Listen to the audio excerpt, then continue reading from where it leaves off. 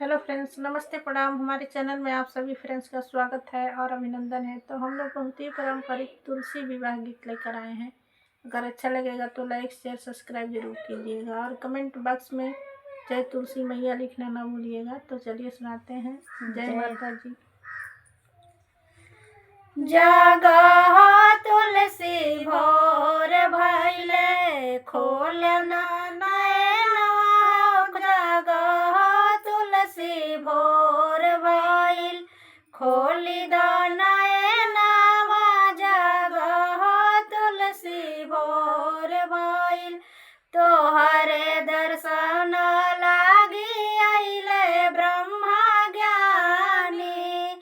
तोहरा दर्शन लागी आइले ब्रह्मा ज्ञानी।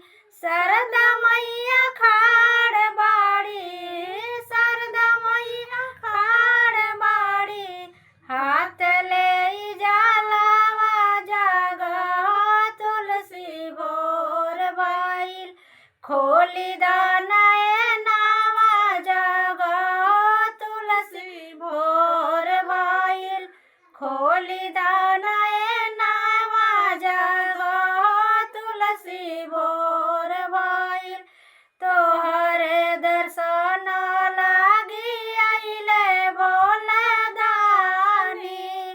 तोहरे दर्शन लागी आइले भोला दानी।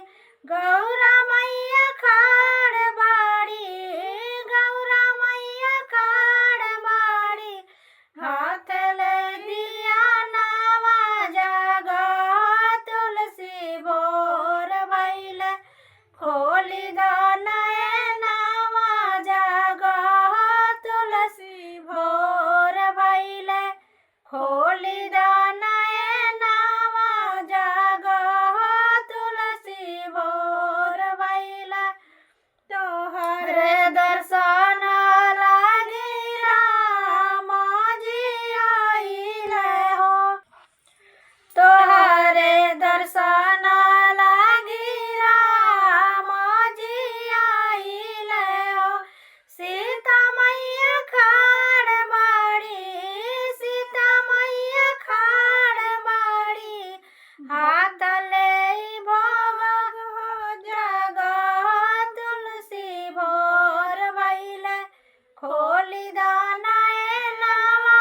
जागा तुलसी भोर भइल तोहरे दर्शन लागी आइले हो विष्णु जी हो।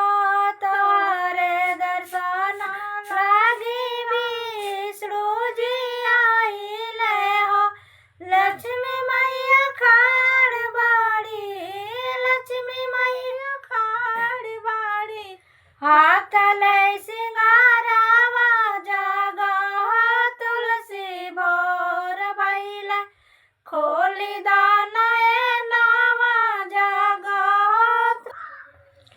तोहरे दर्शन लागी आइले गिरधारी।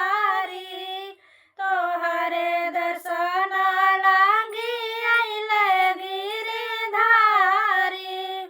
राधा मैया खाड़ बाड़ी, राधा मैया खाड़ बाड़ी तोर पूजा। राधा मैया